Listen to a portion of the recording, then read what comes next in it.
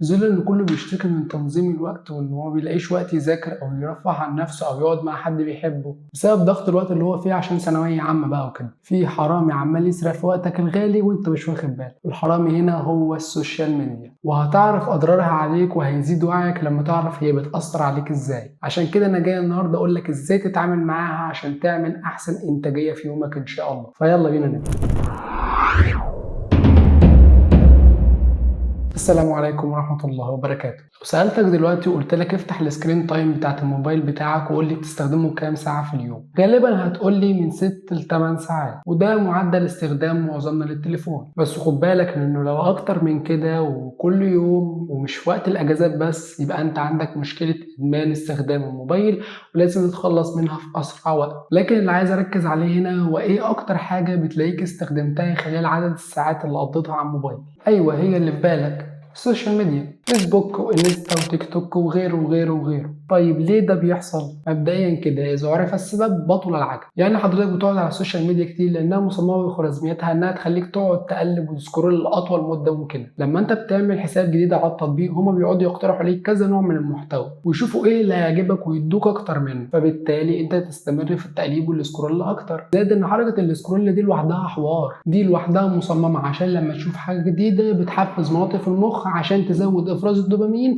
فيعلى عندك مره واحده، فهوب دوبامين سبايك فتحس بانتعاش كده، وبرضه تفضل قاعد على الابلكيشن كتير. طب دلوقتي عرفنا السبب وهي ليه اكتر حاجه بتاخد من وقتنا على الموبايل. طب نعمل ايه بقى عشان نقلل منها؟ بص انا ممكن اكلمك كلام عام زي اللي انا كنت بسمعه، بس ده مش هيجيب معاك نتيجه لان وضعك خاص كثانويه عامه، وفعلا هي ملهاش غير حل واحد بس، هي انها تتمنع بنسبه من 90% ل 100%، وده اللي انا عملته شخصيا وهحكي لك دلوقتي. انا كنت في اول السنه ماشيها سداح مداح مع السوشيال ميديا، وبالفعل كانت بتسحب من وقت كتير لحد ما بدات اعمل ليميت لاي ابلكيشن سوشيال ميديا عندي من اعدادات التليفون. خش عندك في اعدادات التليفون دور وهتلاقيه، يعني نص ساعه في اليوم للفيس وكذلك الانستا. واليوتيوب كنت بسيب ليه وقت اطول لان لو اتزنقت في درس ما فهمتوش في الدرس ولا حاجه كنت بضطر ان انا اسمعه من على اليوتيوب زي ما قلت لك قبل كده. وبعد فتره معدلي في الاستخدام قل، ولكن انا كنتش راضي عن معدل الاستخدام ده لانه كان يعتبر عالي برضه، وقمت عامل قفل كل للفيس والانستا لان دول اللي كنت بستخدمهم شخصيا قبل ما يبقى عندي اكونت تيك توك اللي انا عملته دلوقتي عشان المحتوى كده. فكده حرفيا ما بقيتش اخش اي تطبيق سوشيال ميديا الا للضروره القصوى.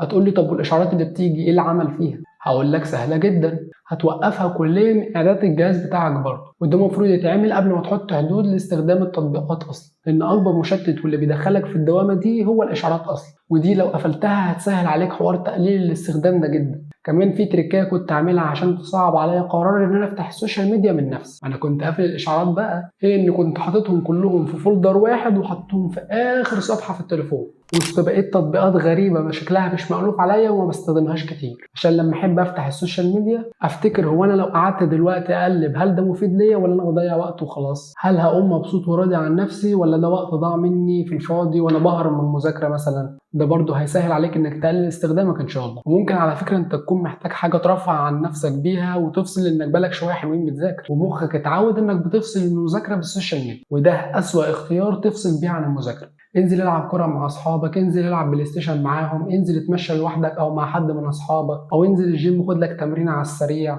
اعمل اي حاجه الا انك تفصل من المذاكره بالسوشيال ميديا، لانك هترجع مستهلك من جائزه السوشيال ميديا دي وملكش نفس تذاكر، وده احنا مش عايزينه اصلا. ودلوقتي اكيد في سؤال بيدور في دماغك، وهو طب انا استخدم الموبايل قد ايه في اليوم ويكون استخدامي معقول؟ هقول لك من 4 ل 5 ساعات في اليوم هيكون استخدامك كده كويس جدا، ولو وصلت ل3 ل 4 ساعات في اليوم يبقى انت ممتاز. طبعا اكيد مش كل قعدتنا على الموبايل في اليوم بتكون سوشيال ميديا بس، اكيد في مثلا قرآن بتقراه في المواصلات من الموبايل، او بتكلم حد على الواتس او التليجرام، او فتحت النوتس بتاعتك تكتب حاجه مهمه، او حد رن عليك وبتكلمه، وغيره كتير حاجات مفيده تستخدم التليفون فيها. وصدقني مفيش حاجه هتفوتك لو انت ما دخلت السوشيال ميديا اليوم وشفت مين اتجوز ومين خلف ومين غير صوره بروفايله. دي كلها حاجات بتستنزف من طاقتك اللي انت المفروض بتوجه معظمها في المذاكره عشان انت ليك هدف بتسعى ليه. فما تسيبش اي حاجه مهما كانت انها تبعدك عن حلمك او تقلل فرصك في الوصول ليه. بس كده احنا خلصنا، معنى انك كملت الفيديو للاخر انك مهتم بالمحتوى وانك تفيد نفسك بجد. ما تنساش تسيب لي كومنت حلو وجميل منك كده لو استفدت حاجه من الفيديو، وما تنساش تعمل لايك واشتراك في القناه عشان يوصلك كل جديد. بالتوفيق يا شباب، السلام عليكم.